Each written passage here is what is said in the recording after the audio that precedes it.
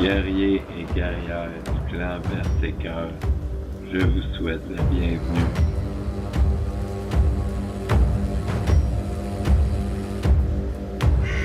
Warriors rise, it's time for war. Sharpen your axes, man of steel.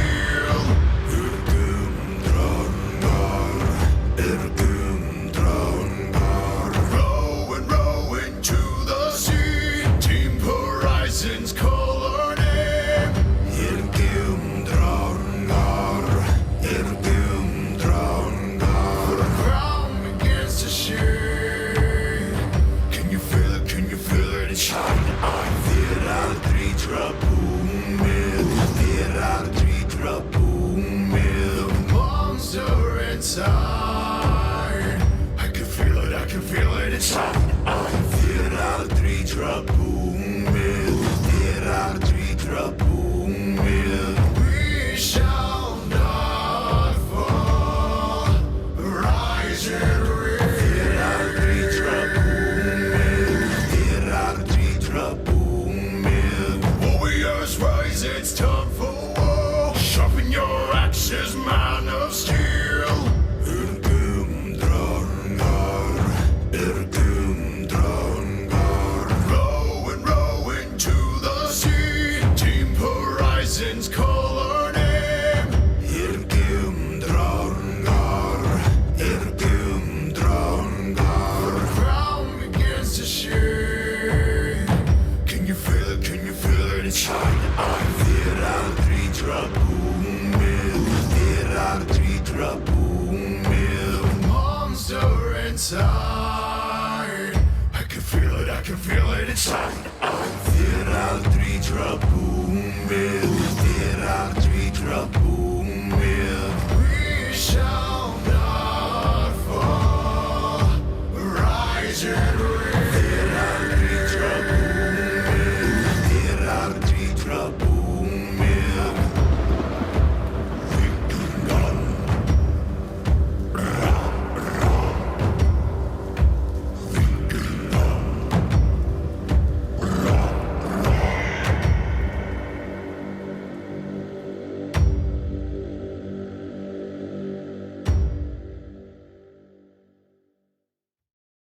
Dans cette nouvelle playlist consacrée à la magie nordique, je suis en train de faire une playlist sur la divination runique parce que c'est important de comprendre d'abord les runes avant de pouvoir s'en servir pour faire de la magie.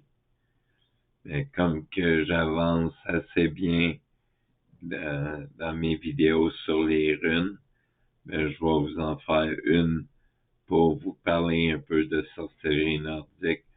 Il n'y aura rien de fou dans cette vidéo-là. Je vais juste vous expliquer certaines choses. Parce que quand on parle de sorcellerie viking ou nordique, on parle de deux sortes de sorcellerie. La première est une sorcellerie masculine qui nous provient d'Odin et il y a une rune, la sorcellerie féminine qui vient de Freya. Là, avant de commencer, j'aimerais vous dire, moi, je suis plus chrétien, je suis viking. OK? Pourquoi je dis que je suis viking? C'est parce que je suis la religion viking. Viking, c'est pas un peuple, c'est une idéologie.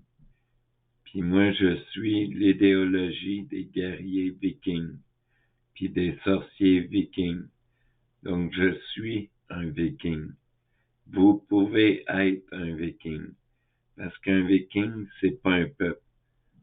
C'est une croyance en des dieux. Puis c'est ça. Je crois à Odin, je crois à Thor, je crois à Freya. Je suis en amour avec la magie runique puis tout. Alors, j'ai fait mon choix. Mon Dieu, c'est Odin, le père de toutes choses. Odin est bien connu pour ses capacités chamaniques et magiques, mais ce serait Freya qui lui a enseigné une petite partie. Odin était le grand vagabond réputé pour sa poésie, son habileté au combat et sa grande sagesse. Bien avant qu'il ne se lance dans sa quête pour découvrir les runes, une fois qu'il les a découvertes, parce qu'il s'est pendu pour les découvrir.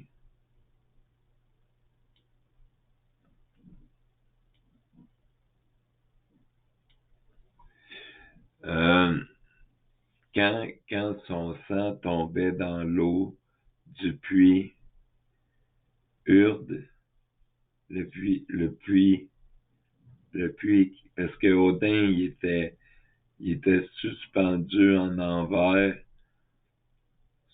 sur l'arbre Yggdrasil, et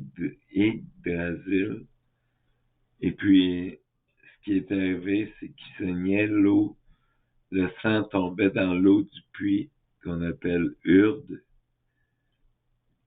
qui est au pied d'Yggdrasil. Puis les gouttes de sang formaient la forme des runes. C'est comme ça qu'il a appris les runes. Donc, Odin est bien connu pour ses capacités chamaniques et magiques, mais ce serait Freya qui lui a enseigné une partie. Odin était le grand vagabond réputé pour sa poésie, son habileté au combat et sa grande sagesse, bien avant qu'il ne se lance dans sa quête pour découvrir les runes. Une fois qu'il les a découvertes, elles n'ont fait que renforcer sa merveilleuse magie. L'endroit où tout a commencé pour les runes est, selon les écrits, Yggdrasil, le grand arbre. Cet arbre, généralement identifié comme un frêne, mais considéré par certains chercheurs comme un nymphe, est au noyau de l'univers et relie par ses branches les racines des 9 mondes de la mythologie nordique. Tout est relié par Yggdrasil, qui est fréquemment appelé l'arbre du monde. Là, je vais vous inviter à fermer les yeux, puis vous mettre en état de transe, puis à écouter ma voix. Allez dans une pièce calme, mettez-vous en transe, écoutez ma voix. Le puits d'Urde, également connu sous le nom de puits du destin, est situé au fond d'Yggdrasil. Il s'agit d'une piscine sans fond où les dieux sont censés se réunir chaque jour. Les normes des êtres féminins du monde des géants sont également présentes dans ce puits. Les normes prennent soin d'Yggdrasil en sauvegardant ses racines et en les baignant avec l'eau sacrée du puits. Les normes sont censées aussi tisser la tapisserie du destin, dans laquelle tous les humains et les dieux sont empêtrés. Les normes, plus que tout autre être dans la mythologie nordique, façonnent le cours des événements, majeurs et mineurs, en filant, tissant et coupant les fils du destin. Même si les normes ont toujours utilisé des runes, ces symboles magiques n'étaient pas accessibles aux cieux et donc aux humains jusqu'à ce que Odin les trouve au prix d'un grand sacrifice. Odin a l'intention de boire au puits de Mimir, également connu comme le puits de la sagesse ou la fontaine de la sagesse. Dans le premier récit, à force de boire au puits tous les jours, Mimir était un être qui en savait plus sur l'univers que n'importe qui. Mimir dit à Odin qu'il peut boire au puits s'il abandonne un de ses yeux, mais seulement s'il abandonne un de ses yeux. Odin s'exécute, devenant ainsi la divinité borne et bénéficiant d'une grande perspicacité grâce à ce sacrifice.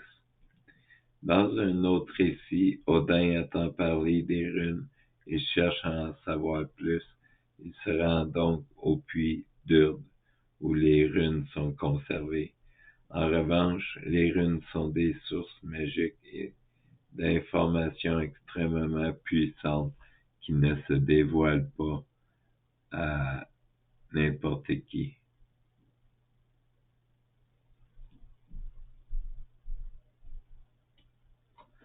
Pas même aux dieux. Odin réalise qu'il devra faire un autre sacrifice s'il veut que les runes le respectent. Cette fois, il utilise sa lame pour se transpercer et se suspend la tête en bas à une branche de l'immense arbre Yggdrasil qui surplombe le puits d'Urd. Il reste là pendant 9 jours et 9 nuits, blessé et la tête en bas, refusant que les autres dieux lui offrent de l'eau. Les runes, leur forme et leurs secrets lui sont révélés par le sang qui tombe dans l'eau du puits. La connaissance des runes transforme Odin, après qu'il ait enduré une agonie corporelle, des privations et une solitude psychologique. Dans le poème Avanal, Odin raconte qu'après avoir extrait les runes du puits d'Urd, il a grandi et gagné en sagesse, qu'il avait découvert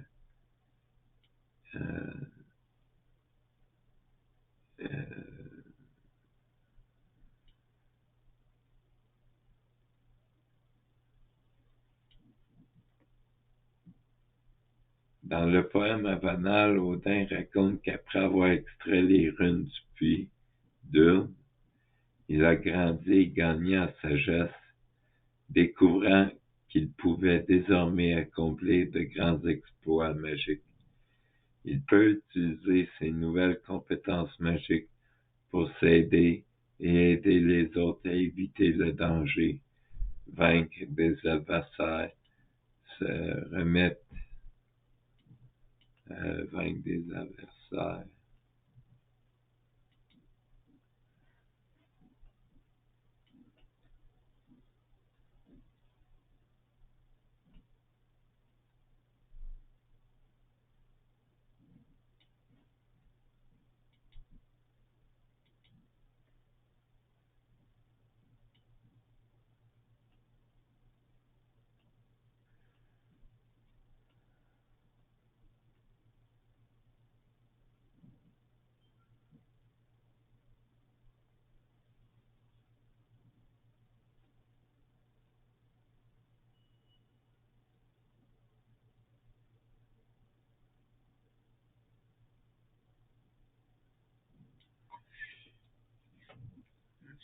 Odin a grandi depuis son sacrifice. Odin a grandi et gagné en sagesse, découvrant qu'il pouvait désormais accomplir de grands exploits magiques. Il peut utiliser ses nouvelles compétences magiques pour s'aider et aider les autres à éviter le danger, vaincre des adversaires, se remettre de blessures et de maladies, et même trouver l'amour. Ceux qui recherchaient et utilisaient efficacement ces connaissances étaient connus sous le nom de maîtres des runes. Nous sommes connus comme ceux qui pratiquons la magie runique, la divination runique. Nous sommes reconnus comme étant maîtres des runes. Dans la culture nordique, les Vikings, les runes ont longtemps été utilisées en magie pour des raisons telles que la malédiction, la bénédiction et la divination, ainsi que pour la communication et bien d'autres. Les Volvas étaient des chamanes, des sorcières, des guérisseuses. Les Volvas, c'est la magie des femmes. C'était des chamanes, des sorcières, des guérisseuses. Elles se connectaient au monde subtil par leur chant et pouvaient rapporter des messages pour les personnes qui les consultaient. La Volva est présentée dans les textes nordiques comme une femme pratiquant le cirne, le cirne c'est la magie, la guérison, le conseil. De plus, elle jouait un rôle important dans la société. On pouvait la consulter pour nombre de choses et sa parole était de très haute autorité. Elle parcourait les villages proposant ses services à tous jusqu'aux plus hautes fonctions. Même chose pour le maître des runes, sauf que lui, il est sédentaire. Il va aider quelqu'un, puis il va rester auprès de lui pour, quand on dit faiseur de roi, on est des faiseurs de roi, les maîtres des runes.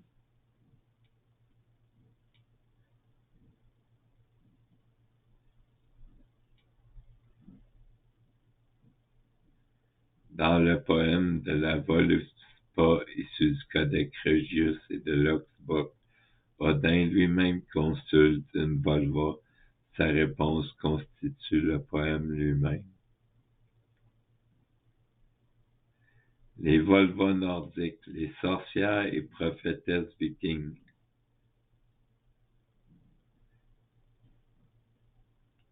On va en parler. Parce que avant de vous enseigner la magie, je veux que vous respectez les runes, que vous respectez les ancêtres, parce que c'est important dans la tradition viking.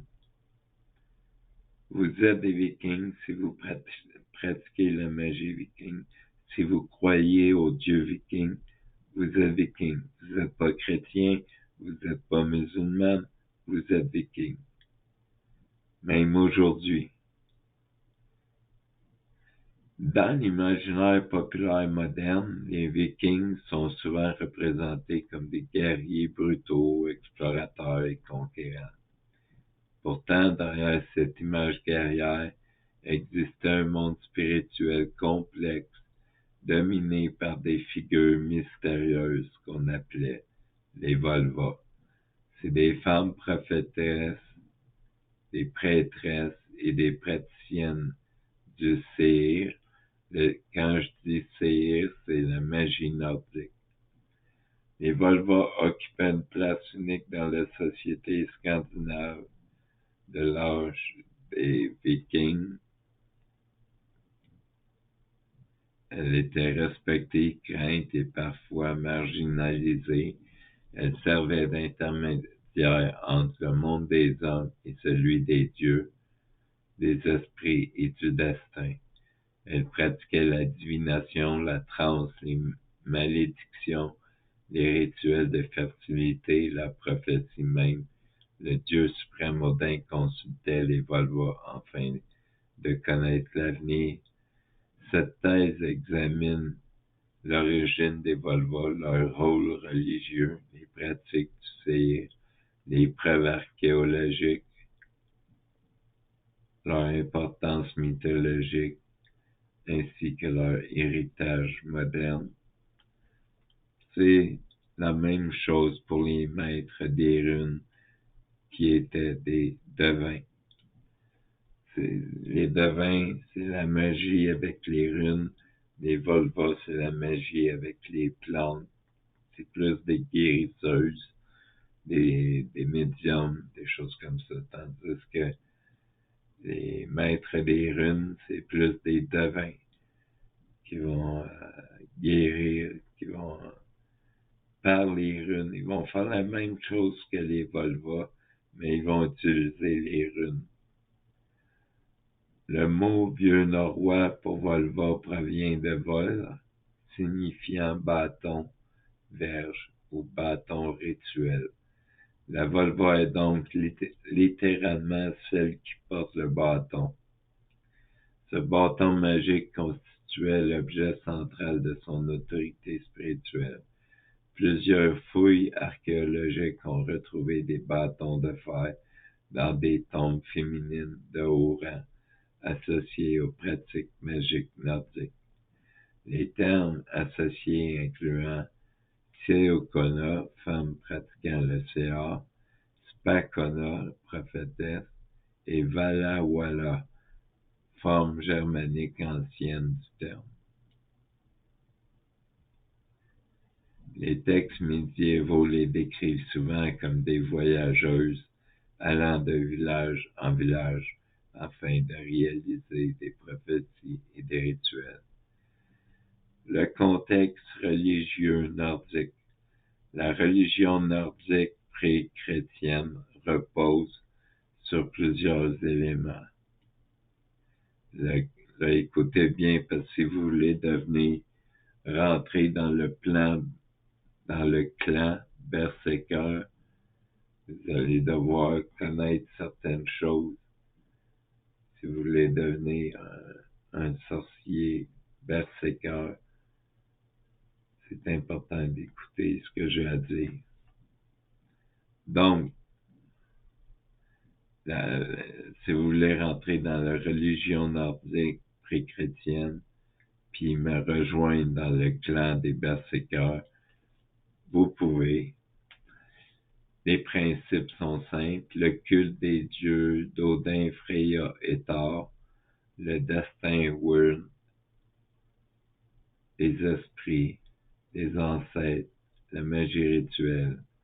La vision nordique du monde est divisée en plusieurs royaumes liés par l'arbre cosmique Yggdrasil. Les 9 mondes, parmi eux, il y a Asgard, monde des dieux As, Midgard, monde des humains, Helheim, royaume des morts, Jotunheim, monde des géants. Les Volva étaient perçus comme capables de voyager spirituellement entre ces mondes durant des états de transe. Même chose pour les devins, les maîtres des runes. Le Séin et la magie des devins. La définition, c'est le Séin est la forme de magie la plus associée aux devins. Les sources le décrivent comme une pratique de prophétie, de manipulation du destin, de transe, d'influence mentale, de malédiction, de protection, de fertilité. Contrairement à la magie runique classique, le CA repose principalement sur le chant, les incantations, les états modifiés de conscience et les visions. Freya et Odin. Dans la mythologie nordique, la déesse Freya aurait enseigné le cirque au dieu Odin lui-même, pratiquait cette magie bien qu'elle soit considérée comme féminine et socialement ambiguë. Chez les Vikings, un homme pratiquait le Séin pouvait être accusé d'orgie, terme désignant un comportement jugé honteux ou non viril. Ainsi, les femmes détenaient un pouvoir.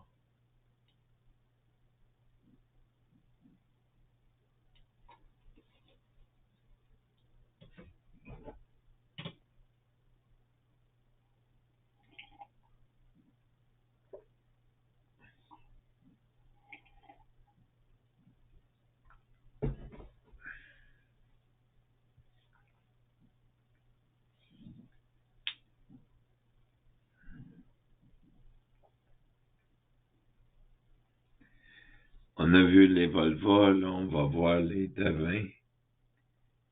La transe prophétique. Les hommes devins entraient souvent dans un état de transe afin de recevoir des visions. Les écrits décrivent des chants rituels une plateforme surélevée, des assistants, des vêtements cérémoniels, l'usage du bâton sacré.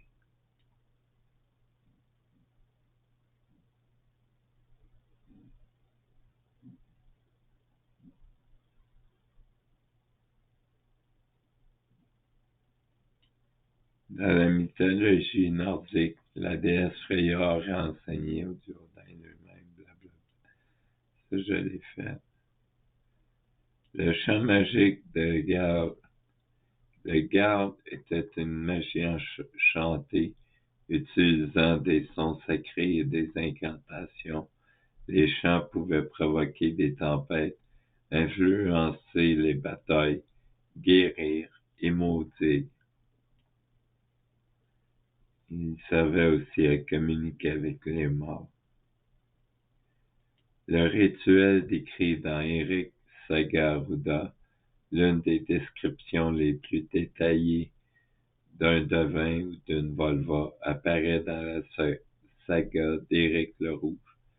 La prophétesse Proja y est décrite portant une cape bleue, un capuchon noir, des gants de fourrure, un bâton décoré de métal et de pierre. Elle s'assit sur une plateforme rituelle pendant que des femmes chantent autour d'elle, afin de faciliter la prophétie.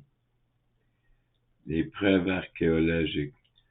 Les tombes attribuées aux devins présentent plusieurs objets caractéristiques: bâtons de fer, amulettes, sacs contenant des plantes, bijoux rituels.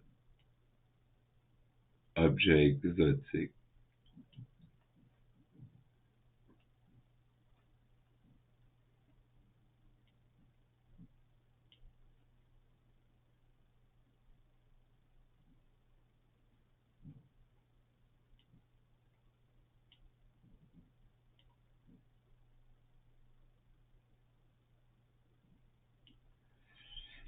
Le devin était un prophète. Il faisait de la voyance. C'est l'un des prérequis fondamentaux pour devenir un maître des runes. Dans un poème, Odin interroge une volva. Celle-ci raconte la création du monde, puis annonce le Ragnarok, la destruction finale des dieux à Odin.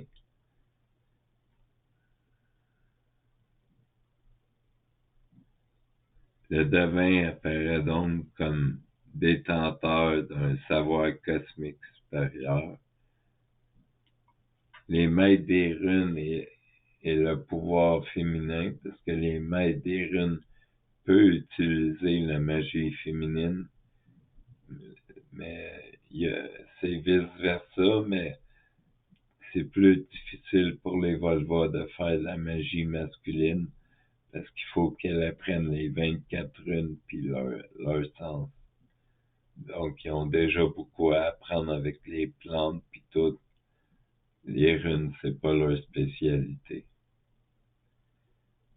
Donc, les devins démontrent qu'en Scandinavie, les Vikings et certaines femmes pouvaient exercer, comme les devins hommes, une autorité religieuse, une influence politique, un pouvoir spirituel considérable. Les devins étaient invités par les chefs et les rois.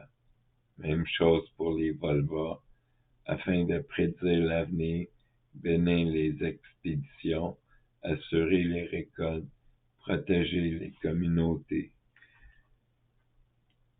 Mais leur pouvoir inspirait également la peur. Là, vous voyez que chez les Vikings, il n'y a pas de... Les hommes sont pas meilleurs que les femmes, puis les femmes sont pas meilleures que les hommes. Ils ont des forces différentes qui peuvent accoupler pour faire une force extraordinaire. Mais les Vikings, oui, les Vikings avaient des esclaves, mais il y avait aussi des femmes libres qui se battaient même avec les Vikings pendant la guerre.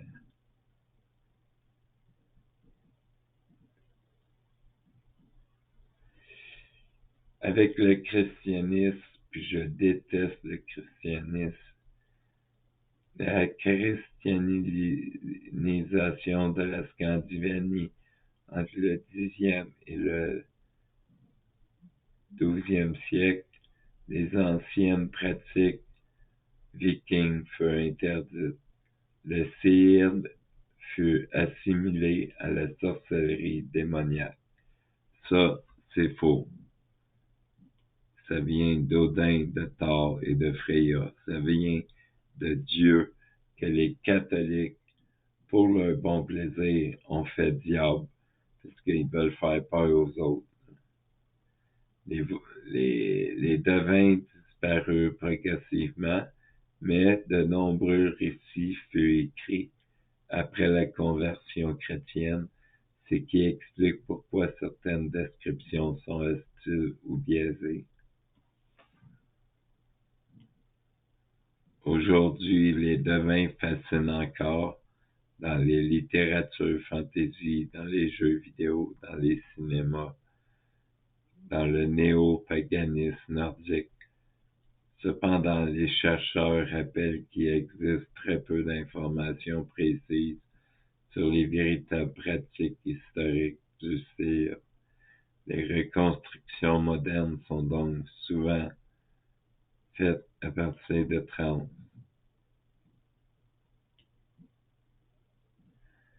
Le devin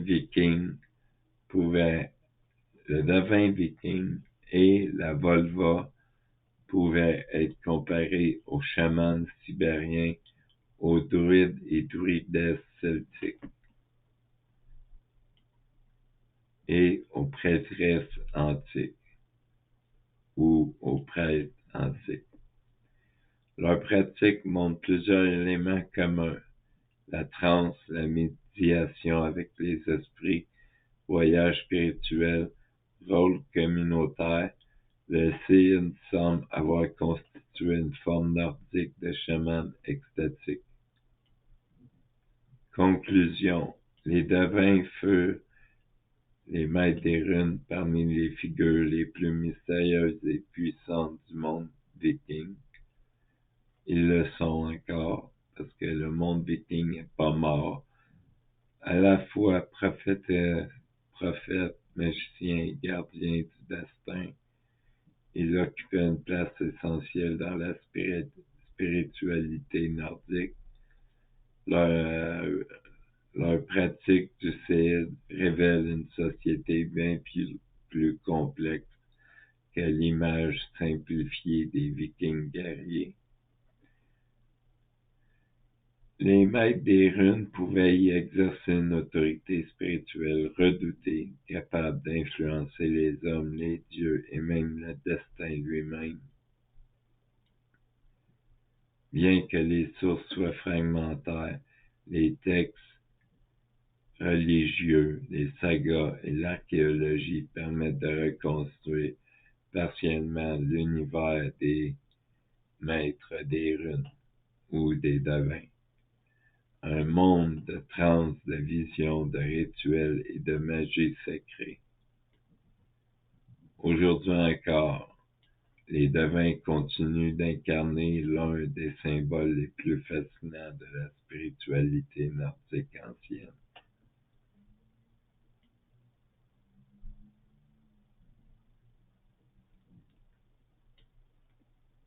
Voilà, c'était l'intro.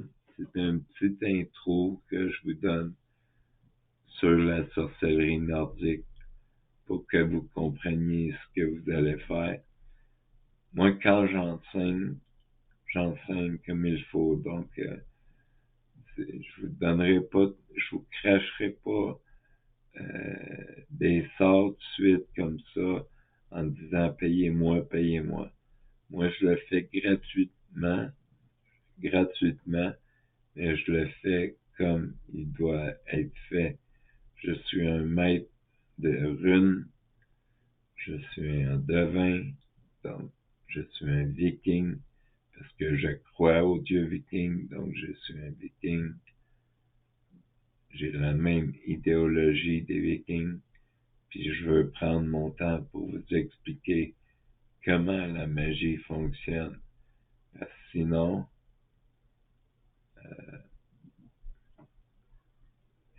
c'est une magie puissante. Les runes, c'est une magie puissante, puis on peut pas faire n'importe quoi avec, comme les sorcières TikTok qui font n'importe quoi, puis qui suivent leurs intuitions, puis c'est beau, puis c'est ici, puis c'est ça. Mais oui, il faut suivre notre intuition, mais il y a des règles dans un rituel qu'il faut faire, comme un cercle de protection, placer l'autel comme il faut, etc. Je vais tout vous enseigner ça gratuitement, bien sûr. Là-dessus, guerrier, guerrière viking, je vous laisse et je vous dis Skål.